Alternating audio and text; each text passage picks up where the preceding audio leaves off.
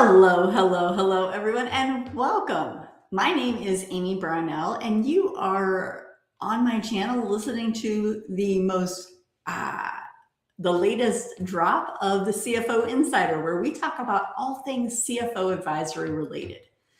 Now, I go live here on YouTube, on Facebook, every single Tuesday at 1 p.m. Eastern, that's 10 a.m. Pacific, and I would love it if you would join me. I would also love it if you would hit that subscribe button so you are made aware of anytime we drop new content and want to learn more about CFO advisory services. Now, if you have any questions, feel free to drop them into the description and I will get them answered for you. Drop them into the chat, and I am looking forward to this. So today we are going to talk about pricing and how to set your pricing appropriately.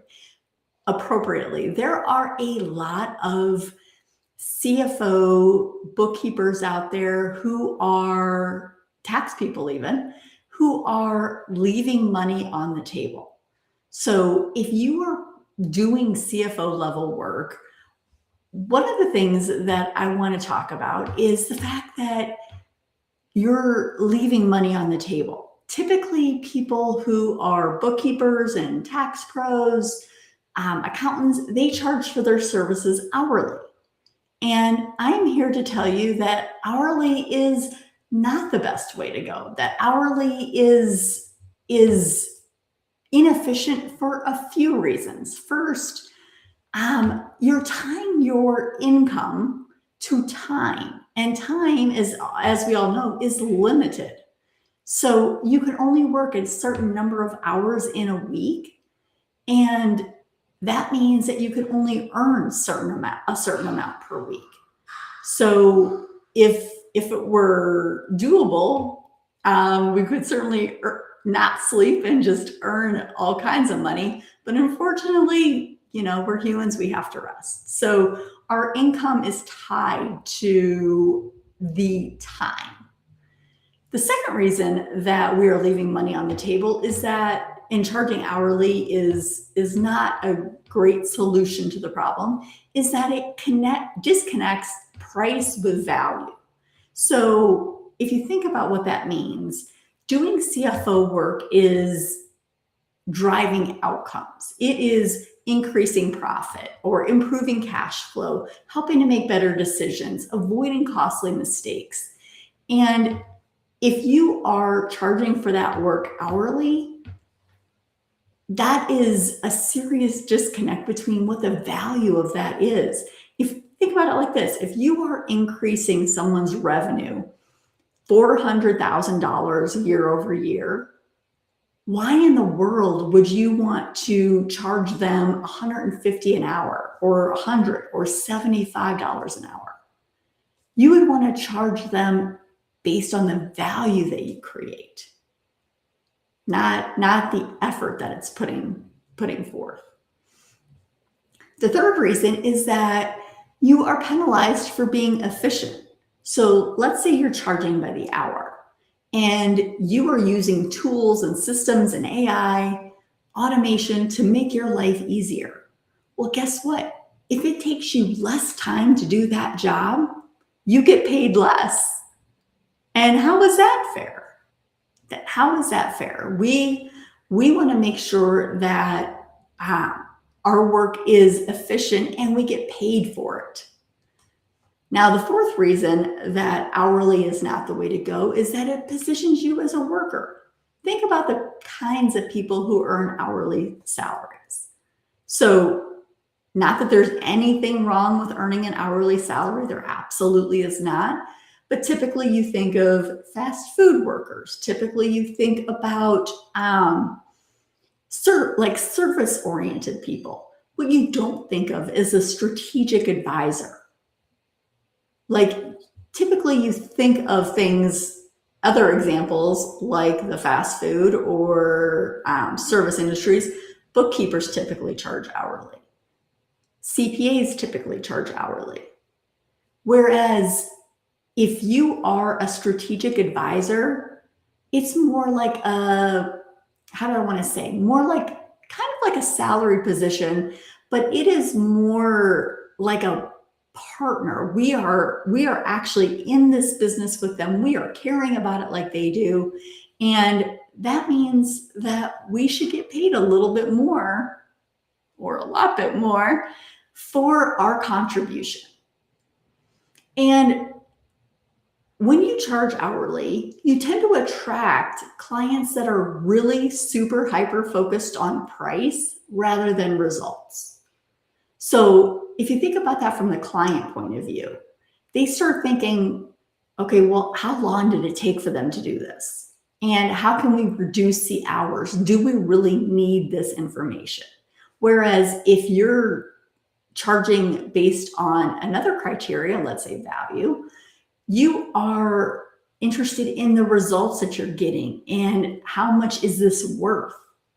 So I want you to think about that as far as from the client's point of view. We don't want them to think of us as hourly workers. We want them to think of us as strategic partners, as people who are in the business with them. And then finally, it makes scaling almost impossible if you're charging hourly, because you can't really standardize your service.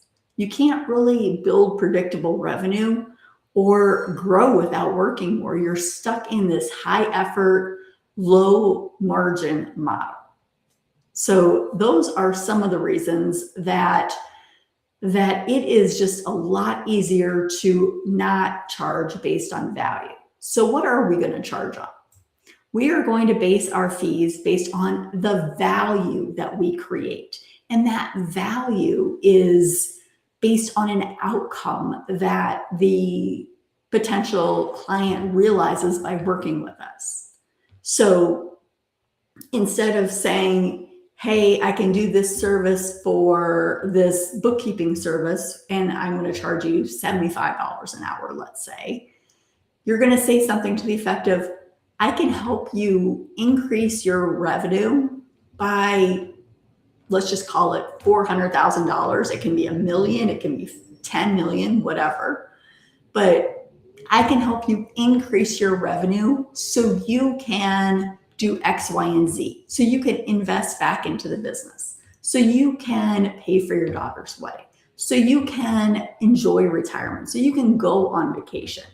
Those outcomes that I just stated, those are the most powerful parts of value pricing. So it's how much is it worth for that business owner to be able to save for retirement? That's priceless. People are willing to pay for that. So I want you to think about value-based pricing as a mechanism to not only help you earn more, but to help your clients achieve their desired outcome. Not just, hey, I'm going to give you some reports every month. It's more than that.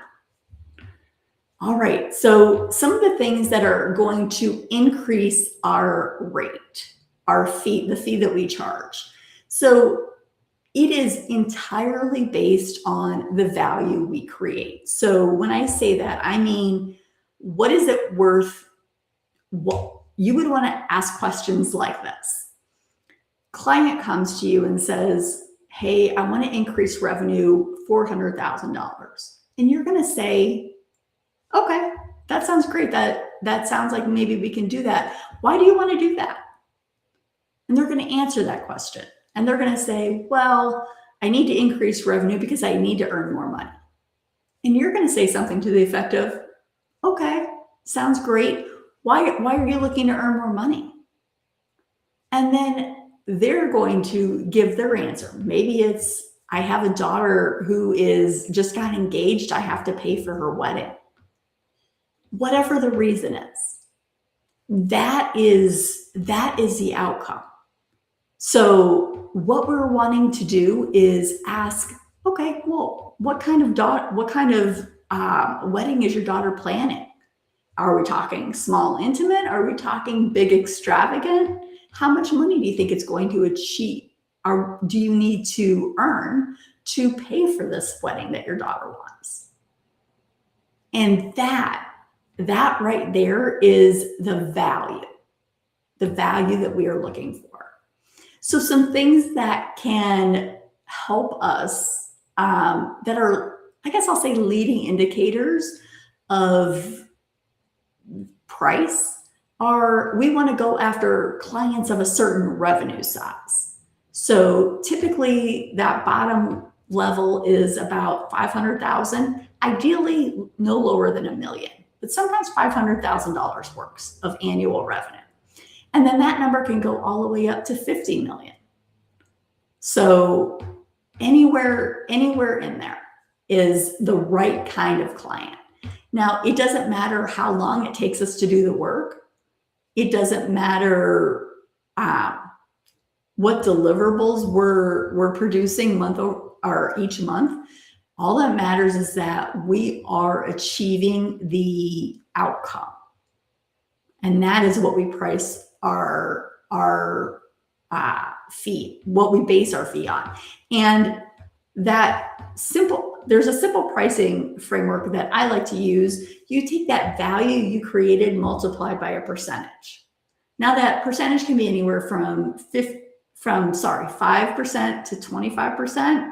Really depends on a couple of different things, such as how comfortable you are. Maybe if you're just starting out, you want to go lower, but somewhere in that 5 to 25% range.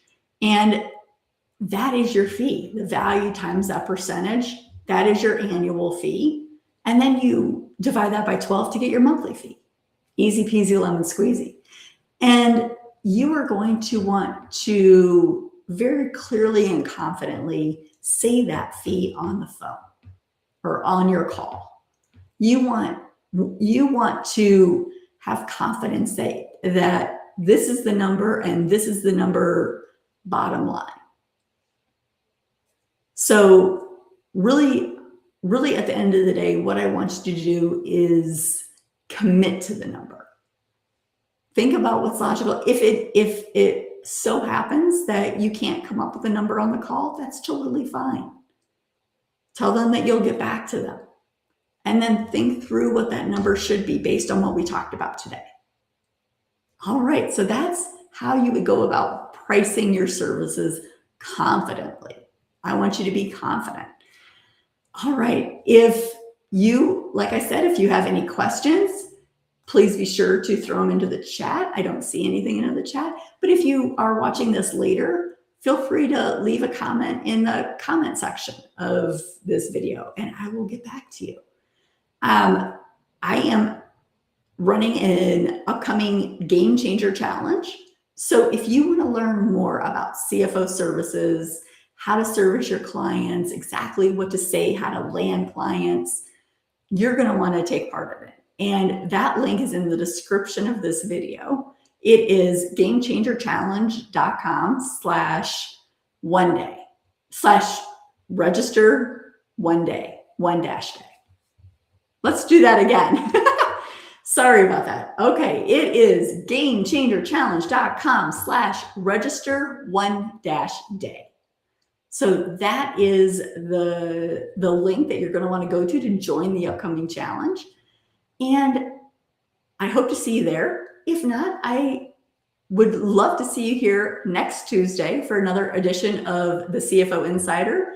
Like I said, we're live every Tuesday at 1 p.m. Eastern, 10 a.m. Pacific, and I'll see you then. Bye.